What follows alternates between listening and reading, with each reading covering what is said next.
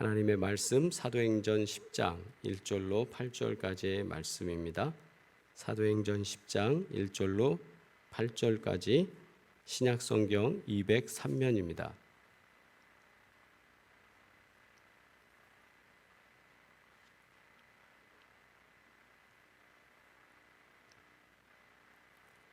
함께 우리 합독하면서 주님 말씀 받습니다.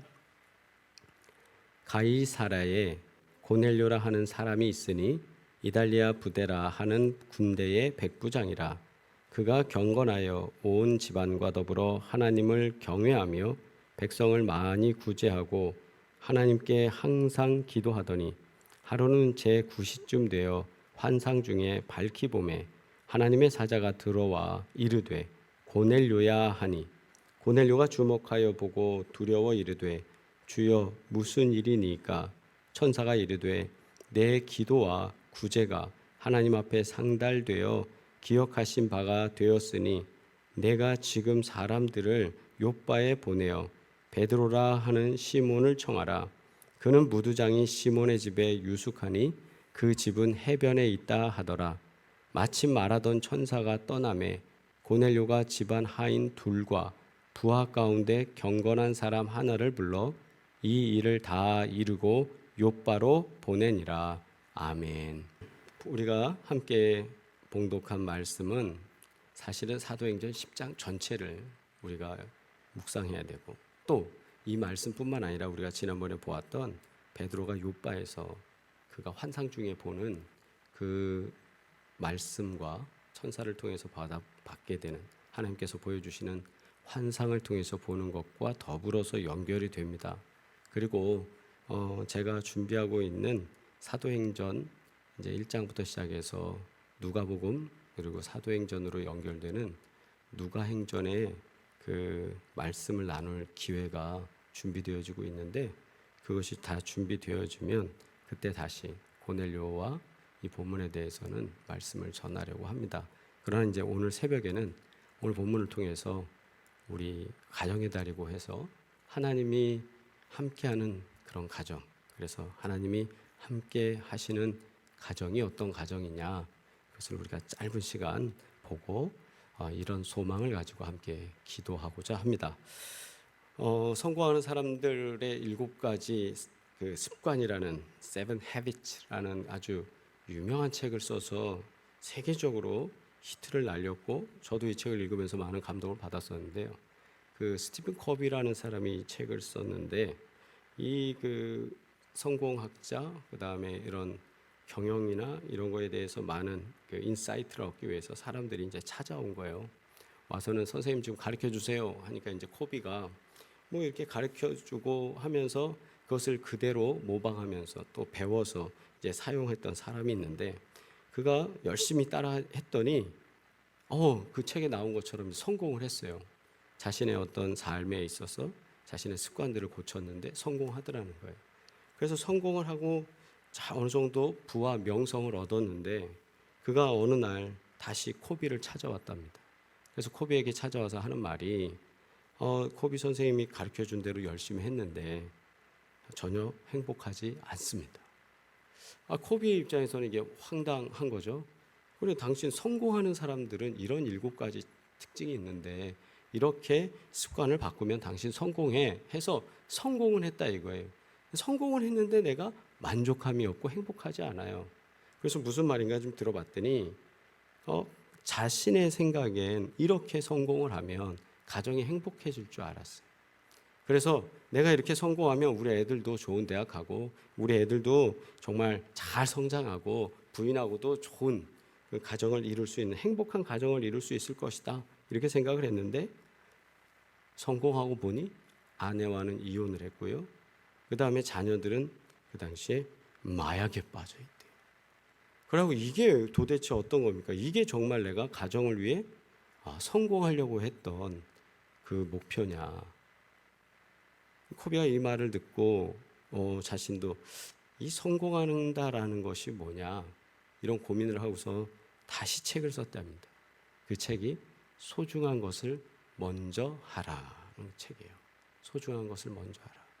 물론 성공에 갈급한 사람도 있겠지만 그 성공에 앞서서 무조건 성공이라는 걸 가지고 수단과 방법을 가리지 않고 성공할 것이냐, 아니면 정말 그 과정까지도 아름답게 모두가 다 수용하면서 그렇게 살아갈 것이냐. 즉 행복이라는 그것을 우리가 가져가면서 이 가정을 위해 살아가는 것, 정말 소중한 게 뭔지 우리가 좀 구체적으로 우리가 깨달으면서 방향을 정하고 그렇게 성장해가는 귀한 가정 되길 주의 이름으로 축복합니다.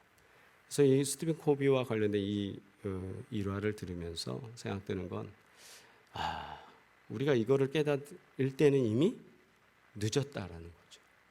정말 그런 것 같아요. 이걸 깨달을 때 늦어요. 수많은 분들과 상담을 하고 또 신방을 하고 그분들이 어떨 때는 부러울 때가 있어요. 이 정도 사업에 성공하시고 이 정도 규모면 막 이럴 때 있거든요. 가정도 집에 들어가 보면 의리의리하고, 뭐 우리가 보통 말하는 거 있잖아요. 거실에서 밖을 내다볼 때 뷰라는 거, 그것도 참 멋지고 너무 좋아요. 아름다워요. 그런데 고민이 있더라는 거죠. 그렇게 지나오고 보니 고민이 있어요.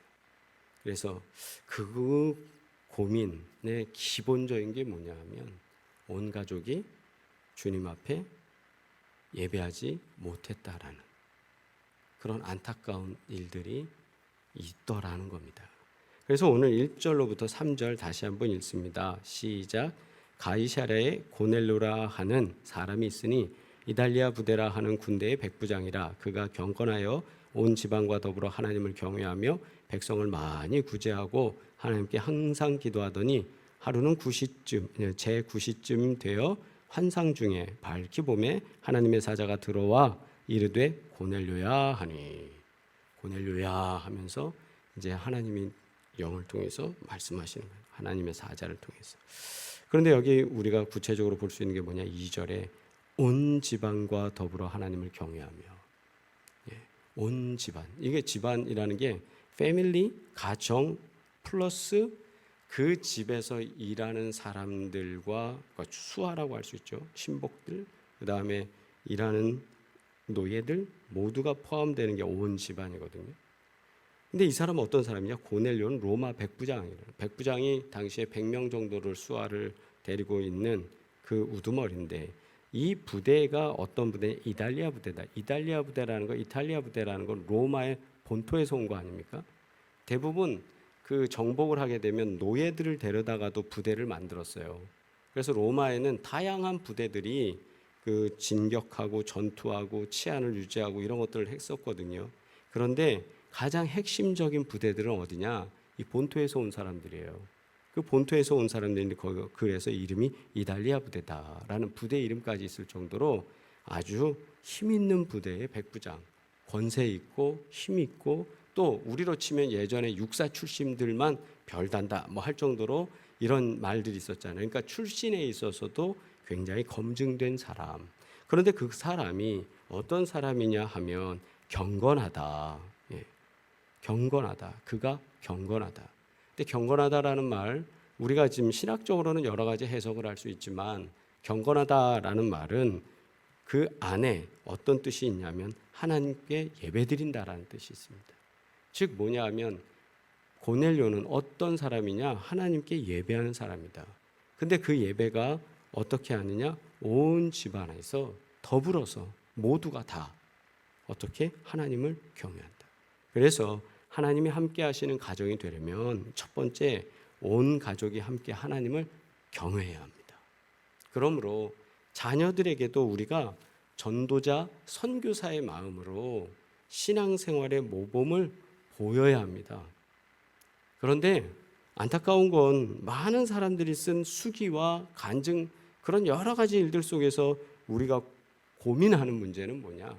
물론 다 그렇지 않지만 일부 교회에서 열심히 있고 신앙 있고 경건한데 집에 가서는 신앙이 없고 경건하지 않고라는 돌변한 삶으로 살았을 때 자녀들이 바라보는 시각에서는 저렇게 살면 안 되지, 저건 신앙 아니지, 이렇게 받아들이기 시작하면 또 신앙과 삶이 괴리가 되면 교회로부터 멀어지더라. 또 그 다음에 이게 부모의 영향력이겠지만 또 하나는 사회적 영향도 많이 있죠. 그러나 우리가 좀 안타까워할 것은 내가 자녀들 앞에 있을 때 어떤 사람이 되어야 되느냐?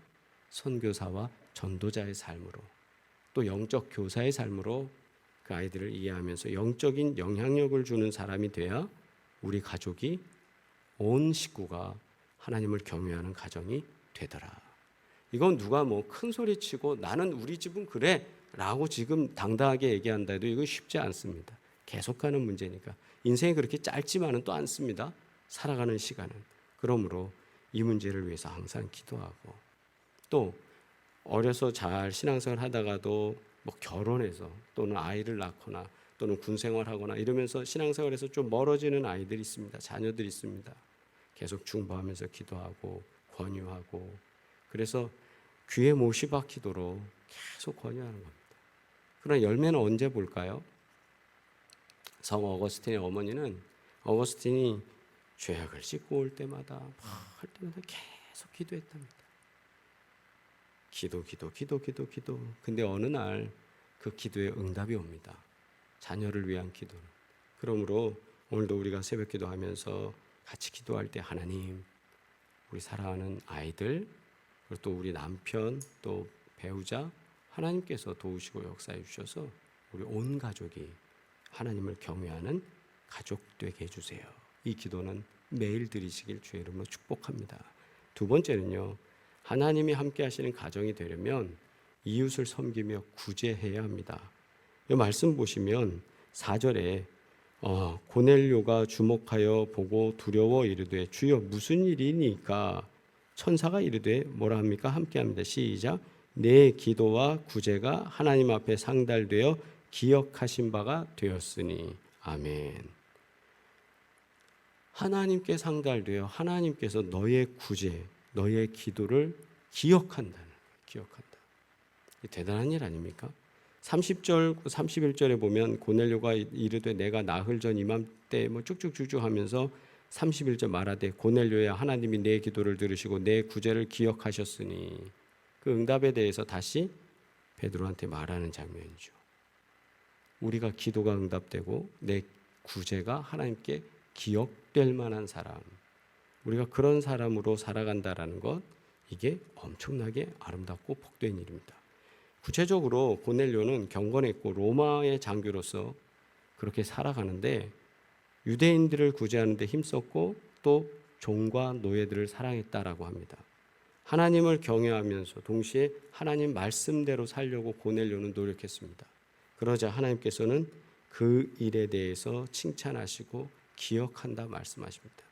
우리가 구제하는 것이 누구 보기 위해서 하는 건 아닙니다. 그러나 이것이 주님께서 주신 사랑이 묻어날 때 그런 구제를 통해서 놀라운 은혜가 역사되길 주의 이름으로 축복합니다.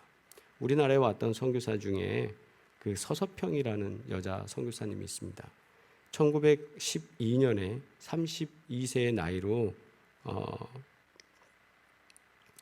우리나라에 오셔서 22년간 간호사로서 사역을 하셨는데, 이분이 천대받는 여성을 교육하고 또 고아들을 보면 도와주려고 그렇게 하시고, 한센 아이들을 데려다가 또 입양하고 치료하는 데 헌신하고 광주 기독병원에서 그렇게 22년 동안 헌신하셨대요. 근데 그분의 좌우명이 뭐였냐? 성공이 아니라 섬김이다.